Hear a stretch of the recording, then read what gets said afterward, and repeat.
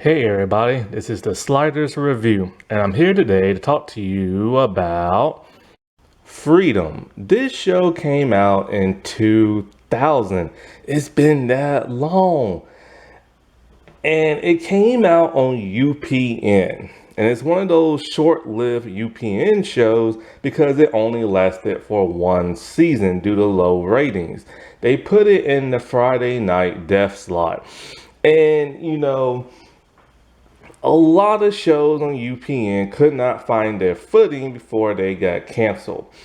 And it's quite a shame because the thing about UPN shows is that they were different, like very, very different.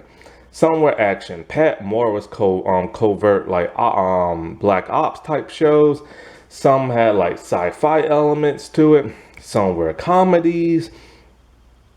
Some were like old historical Western type shows, and other ones were like based on movies and stuff.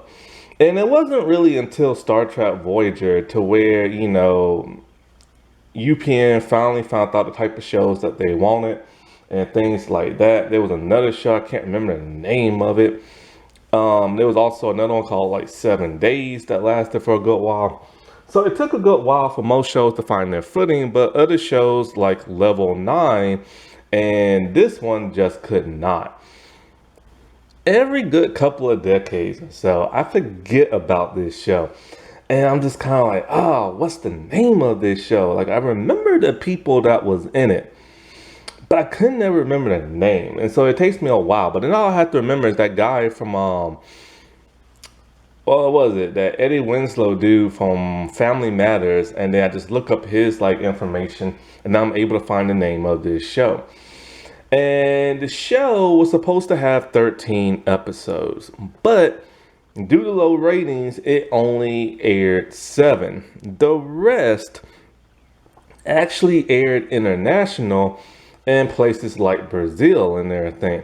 But yet, I still don't know how this show ended.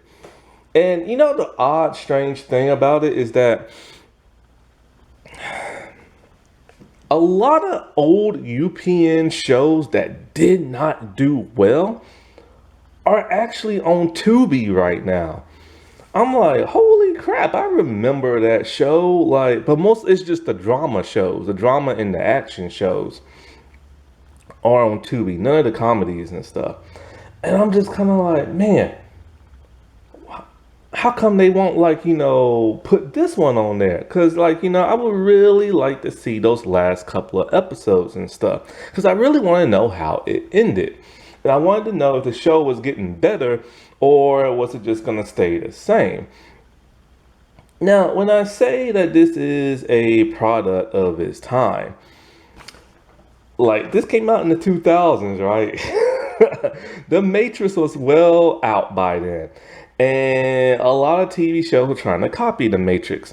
Sunglasses, black leather coats, crazy martial arts, crazy flips, like stuff like that, right? And this show did the exact same thing. It kind of tried to replicate that in like a certain kind of way. The show was created by that of Haas Tobison, and he would later go on to create the show Birds of Prey on the WB, which was also short-lived for one season.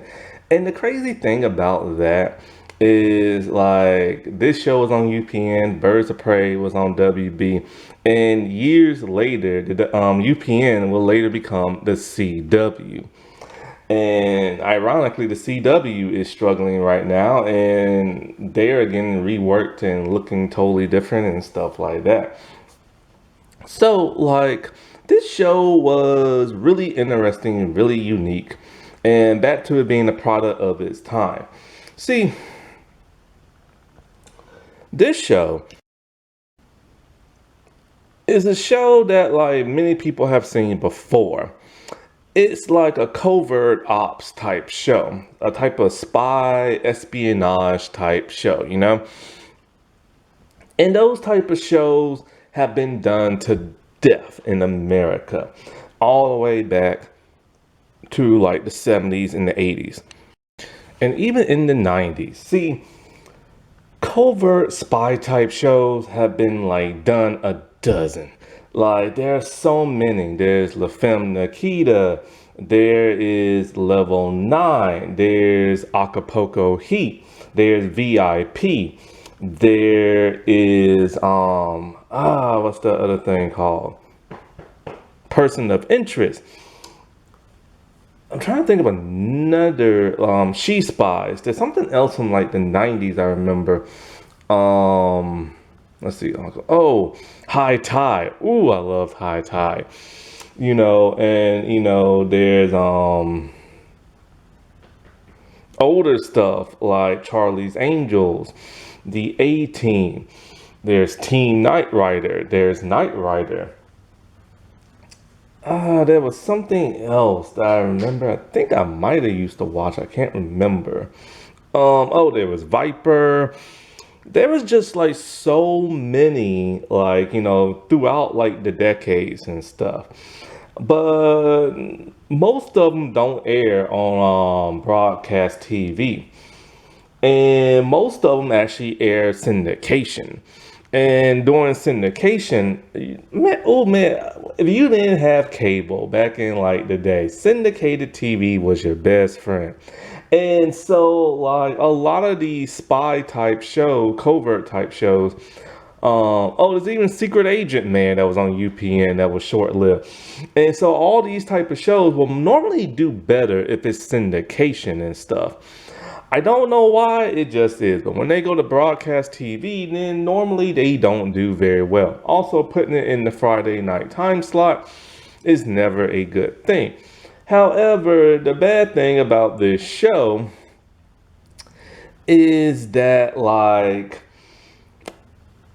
it could have been so much better than what it was. For the most part, it was just a generic action, covert, spy espionage type show. It was just like generic and everything. It really didn't add any nuance to already the list of like, shows that was similar to it. The first episode is by far my all-time favorite. And it's like you don't know what the world's going on. You see like military soldiers getting like arrested, put in a high maximum prison, they get broken out and they fight for like a resistance force. And the first episode has this dark grittiness, right? It has kind of that dystopia type feel. Then you get to the other episodes and everything's all brightly colored, energetic music. You see them wear like black leather like coats, sunglasses and everything.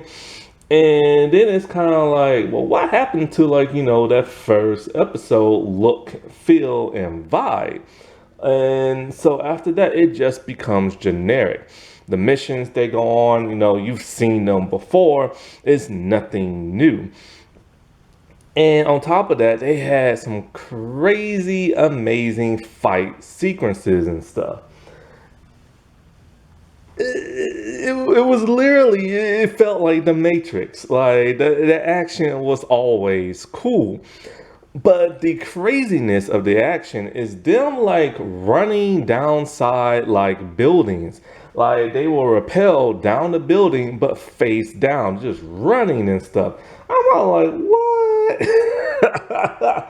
I remember I saw that on Team Knight Rider before, but that was talking cars. This is feels more grounded. Then when they fight, they will run aside like a wall and everything, where they will be like, kind of like Spider-Man running alongside a wall. And it's like, how the heck are they able to do that? Then there are all the crazy flips and acrobatic stuff. And it's just kind of like they define the laws of gravity. Like it doesn't make no sense. But you had those crazy action sequences. And so with it being on UPN, off the wall like action sequences, the Friday night like death slot and everything, and it being generic and not that much character development, people probably just didn't want to tune in. And the bad thing about the whole character development, that they could have really, really, really dove deep into these characters' psyche and give us some flashbacks of what they was like before, the world went crazy and stuff. They could have, shown more character development in terms of how they are now, because for the most part they are just what you see them as and stuff. And the bad thing is that towards the middle of the season they did start to get their footing. You did start to see more solo episodes that delve with like their back history and stuff like that, but it was too little too late because people stopped tuning in around that time. And so, everybody for the most part got like a character development, like story arc, except for Londo and everything, because the show got canceled before he ever got his solo episode. And, but even when you get those backstory episodes, they still could have been stronger. And that's the problem, because this show just goes by like so quick and fast. It's episodic, they get their mission, they go on it, it's flashy, it's fast, and then it's completely over. There's really no time to breathe, and there's really no time to breathe for development wise and stuff, dramatic stuff. And they needed a little bit more drama writing in there. Like the main character, Decker, his son gets kidnapped and he assumes his son is dead. But then we find out that in an episode that never aired, his son is actually alive. But he never stopped to think that his son might be alive and everything, and never went looking for him. The main bad guy of the show barely appears in the show. And, the consequences of whatever the task that they're going on doesn't revolve until the next episode. This show probably would have been better off if it was syndicated. And not only that, but if they had an actual season story arc as opposed to episodic stuff. And if it was probably more like that of The Last Ship, Person of Interest, or something like that, because all those shows, or the film Nikita, because with all those shows, it was more grounded, you had more character development, you had more backstory, and it fit more that dystopia type life, say Dark Angel. Because that's the thing about this show, they live in a dystopia, but it got kind of cleaned up, and you don't really feel that, when you watch this show in the first episode, you feel it. But then in all the other episodes, it just seems like just your typical show filmed in Canada and everything. It's bright, there's nothing dirty on the streets. You don't even see, because the show, this is what the show is about. At some point in time, there was a war that broke out in the Middle East, and it affected the entire world. And so, the U.S. president, Air Force One, went down and he's presumed dead. The military decided to take over and they issued martial law. And so, people was going without food and people was losing their money, their jobs and stuff like that. And they helped clean everything up to where things were better. People was being fed and this and that. But they would enforce curfews and they ruled the country with an iron fist. And so people had their life back, but they had no freedom, which is what the title of this show is about. And so after that, they didn't want to give up power. And as a result, the U.S. government and the military, certain fractions, there are some people who like the old ways and there are some people who like the New World Order. And so because of that, there's a civil war going out between the military staging a coup and taking over the country. And you don't really feel that in the show. Yes, the military presence is there, but only when they have to fight them. You don't really see them patrolling streets. You don't see them doing checkoff points that much. The streets are not really dirty. You don't see people like living homelessly in the streets. And like I said before, because that got all cleaned up. But it would have been nice to see all that stuff happen that went downhill back in the day. You know what I'm saying? Flashbacks would have really helped this show to get the feel of what the world was like when it went downhill, and then when it got cleaned up by the military and them still not wanting to give up power and stuff. And so because of that, a resistance force is trying to fight against them and trying to make the world back the way it was. And it would have just been nice to see more of that dystopia. It would have been nice to see some dirty streets. It would have been nice to see the military, like, enforce their power in a way they should not. And that really would have helped this show. Also, the brightly colored music, and that doesn't really help. But there are people who like the way they live and they don't believe what the resistance and other people are saying, and they actually like the way the military is handling stuff. And so you have these 4 people who are military officers, and they are the main stars of the show. They all get kidnapped in the pilot episode. Now, like I said before, there were 13 episodes, but only 7 got aired.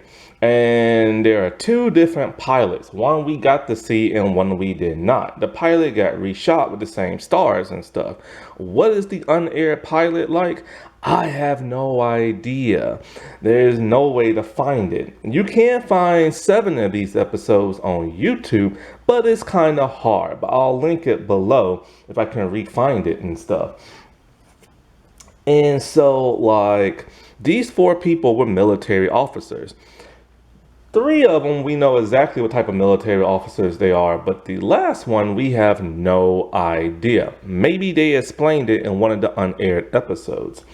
And so basically, with one of them, he was given the task of assassinating the president, but he refused. I'm not quite sure which one it was, because when watching this, I don't remember either of them ever saying that. But I do know there was one who, when he was taken, he didn't go down with a fight, without a fight. And so because of that, his wife was like assassinated. And most likely it was him. So it was probably the Decker dude. So in a way, the main cast, they was like, put in like this high military, like, prison type thing. And there we see the guards, like, mistreating the female people that are there, because it's both male and female. I don't know if the entire, like, prison is comprised of that of the military. And so, because it's never really stated, like, because that's the problem with this show. They don't always state things. So you have to assume. And so you see, like, the one guard, he's messing with the one female and everything. It's dark, it's gritty. And they put these prisoners in, like, cage fighting type stuff. This is when you see all the crazy off the wall fighting and stuff. And I think his name is Corey Yuen. He's the one who directed the first, like, episode. And he's known for doing a lot of martial arts choreography and stuff. So that probably explains why, like, the fighting looks the way it does in the pilot episode. That crazy fighting that I mentioned, it kind of goes away as the series progresses. It will linger on in a few episodes, but then sometimes it just completely disappears, which was the appeal for me as, like, a teenager back then. I was like, man, this is some crazy fighting. It's awesome, but it doesn't make no sense. I even felt that way back then. I'm like, it doesn't make no sense. So they be putting these cage fighting things, and this is when they start to bond with each other. And so, like, a whole year passes after the events of them 4 getting arrested. And so when they're put in a cage fight again, we only see two of them get put in a cage fight. We never see the other ones. And so next thing you know, he's fighting the guy, and this guy is all like mentioning who he is and how he wants to help him and how he's been tasked with getting him out and fight for the resistance. He doesn't want to believe it. And so, but after a while, he just trusts this dude. But he's all like, look, man, I ain't leaving without my friends. So he gets them all out. While the guy who helped get them out, he stays behind because he's unable to get out. And so they join like the resistance. And so every week they're given a mission and they are trying to help restore the United States the way it was and restore the Constitution and stuff. And there are some episodes that deal with like,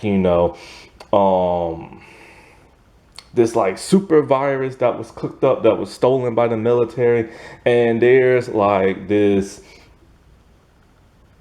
teenage type of resistance force who are kind of like freelance people, and so they steal it, threatening to like unleash it if the country doesn't restore itself, and so their lives are put like in danger and stuff like that.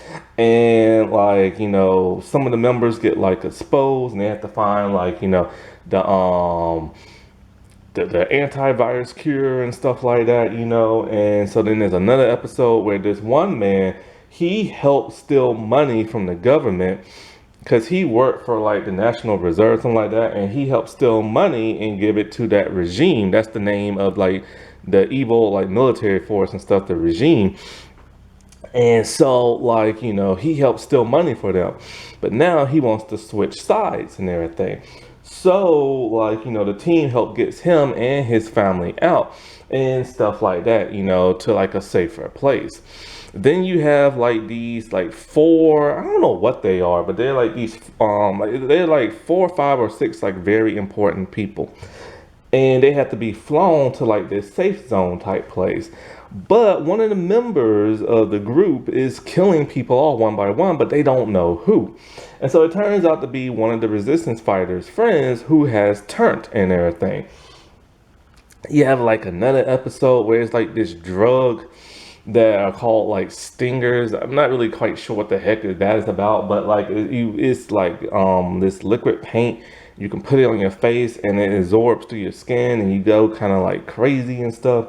And so they have to like get that like off the streets.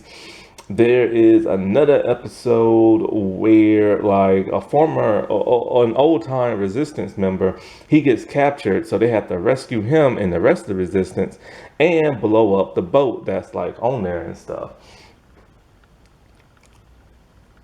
And so it was just like generic episodes like that was flashy, that ran by really fast with like like 2000s type music and leather and sunglasses and stuff. So Halt McCauley or Call Lanny, he plays Owen Decker. He is the main like character of the show. He was in, I believe, no, he wasn't the Marines. He was in okay. I don't think he was Marines, and he wasn't Navy SEAL. Most likely, I think he was in the Army. And I think he was the one who was tasked with assassinating the president, and he didn't want to do it. And he felt like, his country isn't what it used to be, and he can't like, do what they want him to do and everything because it's against like the Constitution, it's against the law, and it's very like traitorous and stuff. So he flees with his family, but the military tracks him down. When he goes to try to calm them down and talk to him, he gives the gun to his wife. And so when she sees him being taken and everything, she tries to stop them and they shoot her. And his son, his tiny little son, who's no more than like 4, witnessed the entire thing. And so we never know what happened to that of his son. He assumes his son is dead, but people are telling him that his son is alive. And it is revealed in an unaired episode his son is alive. But it is kind of weird after being told your son is alive. He never went looking for him or never tried to find out what happened to him and stuff. It was always one of those weird, like, under the character written type things. But like, in one episode, like he hallucinates because he takes that stinger drug and this and that. He's really noble, he's really brave, and he'll do anything to help restore the country the way it was. And sometimes he runs into his old boss, and his old boss is like, of course, the major bad guy of the show. Darius McCary, he plays that of James Barnett. And I remember this dude from Family Matters. He played Eddie Winslow. He changes his voice up for this show to make it deeper. He's this like really tall, like, angry type dude. But he also has a soft side and a philosophy side to him. For the most part, all throughout the show, he's the only one who really gets like the second character development the best, because he's always telling a story from like back in his Navy SEAL days and stuff. So you get a little backstory like with that. And so like he's the one that when they was trying to fly those people to like a safe zone, it was his friend, the one who betrayed everybody. Now, one thing we find out about James is that he's from the ghetto and everything. And like his mother was on drugs, and one of his best friends named Tim or something like that had died. Scarlett Corvant, she is a Slavic actress. And so they used to call them Czechoslovakian, but now she's a Slovakian actress, because Czechoslovakia got changed and now it's just Slovakia and a couple of other places. And so she plays Becca Shaw, and in the first couple of episodes she's very mysterious, she's very quiet, but she's very graceful, nimble, and has a lot of strength in her acrobatics and stuff. But for the most part, we don't know nothing about her when those episodes air, because for the most part, like I said, she is very, very quiet and everything. But then she becomes a bit of a motor mouth later on as the season goes on. And so I'm not even sure what military she was with, but it was some kind of like black ops type thing.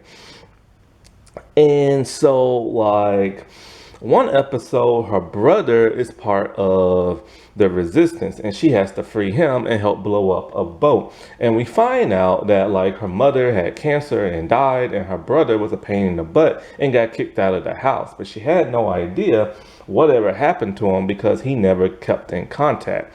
And, like I said, she's kind of like that mysterious type character that you just really don't know about. And they didn't really do that much of character development with her. Now, I can't pronounce his first name. It's sounds like Booty. I'm sorry, that's what it sounds like. It's Budhi, Budhi or something like that. Elfman, and he's actually married to Jenna Elfman and stuff from Dharma and Greg. His character, I have no idea what military force he is with, but when he gets captured, he's sitting there and he's really good at throwing stuff, and he has a bunch of quarters and shooting them at a bunch of, I guess, like political people. He is very like against the man, you know what I'm saying? He's this quirky guy who says exactly what's on his mind, and he doesn't care if he offends you. And so, like, most of the time he's partnered with that of James. His character name is Lundo, and Lundo Pearl. And so it's like, he's just this quirky, blunt type person who crushes on nearly every woman like he sees and stuff like that. He's really sarcastic. He hates cigarettes, and he doesn't, like, I don't know, he seems like he's un-American sometimes. Like, he doesn't like this state, he doesn't like this city, he doesn't like how the government does this. He seems very anti-government and stuff. And like, he's the only one who never got like a solo episode that was aired. And other than that, we don't know nothing about his backstory. I can't say her name either. Francois. Yep, she plays Jen. She is their handler. She's the one who helped get them out of that prison, and she works for the resistance, so she is their boss. We only see her pop up in the beginning and at the end of the episodes. Basically, she either calls in or she'll just show up with some paperwork and tell them, go on this mission, do this and that. She never gets no kind of like character development whatsoever. But from what I read in the last episode, she gets kidnapped and stuff like that. I wish she was never the handler. She should have been like one of the main stars of the resistance, because she's done movies with both Jackie Chan and Jet Li. How do you waste that like martial arts potential and stuff? George Stanford Brown, he plays Walter Young. He is the vice president, which is probably not a new president since the other president is gone. And he's the one who helped the colonel issue like martial law and everything. And when the country was like, in the downhill and stuff. And he now regrets it because they don't want to give up power and they don't want things to go the way it used to be. And so he only appears in the pilot. And the only reason why he's helping the resistance is because he needs a huge favor. See, the colonel wants him to resign. And to do so, he has forced his hand by kidnapping that of the vice president's family. So now he needs the resistance help. So most likely if that never happened, he would have never like changed and stuff like that.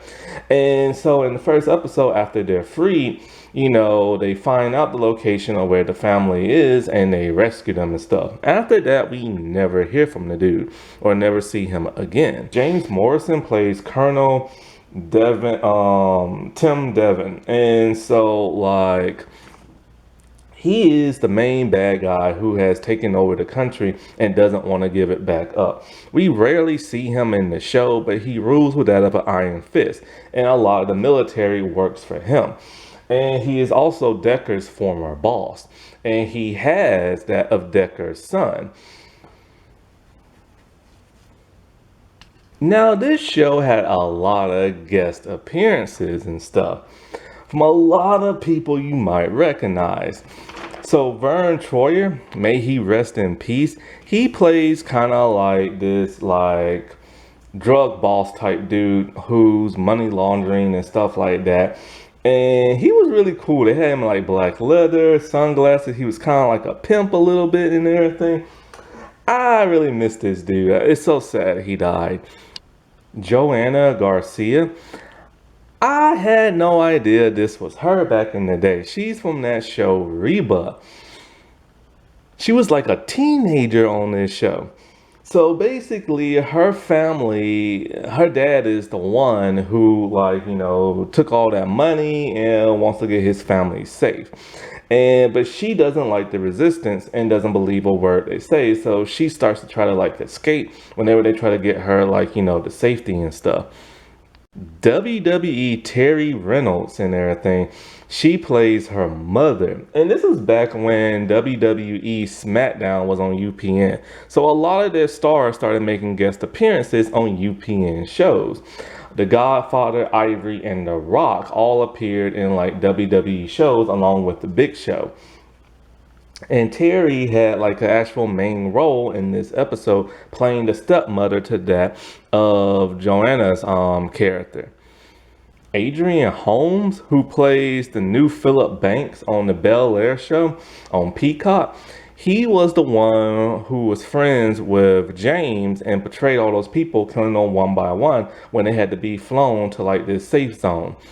Michael Trucco, he is the one who played Becca's brother and stuff. And he was part of the resistance. Bass Rutten, he's a famous MMA fighter, and he's part of this organization that kidnapped the resistance people and started executing them on that boat. Sam Levin, he is the one who stole that super virus and is trying to get the country back the way it used to be by blackmailing them and stuff. And he was in Freaks and Geeks. He was in Not Another Teen Movie. Neil Dennis, He was Spike in X-Men Evolution. And he was also in that Goosebumps episode. And he's part of like Sam's like friends who are blackmailing the government with that super virus. Jill Teed, she's the one who plays like Sam's mother and stuff. Jenna Lewis, she was a reality star who was on Survivor, and she's part of those people that were getting flown to the safe zone.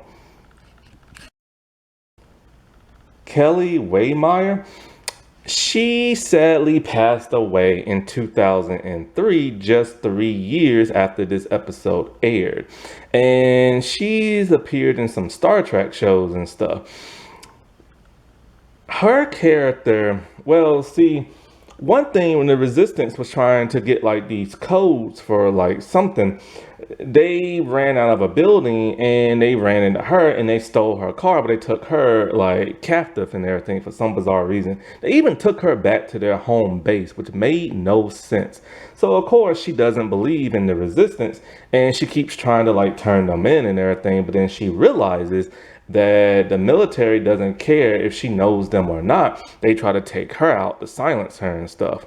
So this was a show that was just short-lived. It was a product of its time, but also somewhat outdated because there's been plenty of shows like this before. I still think it would have done better in syndication as opposed to like a broadcast television network. It needed much stronger writing and stuff.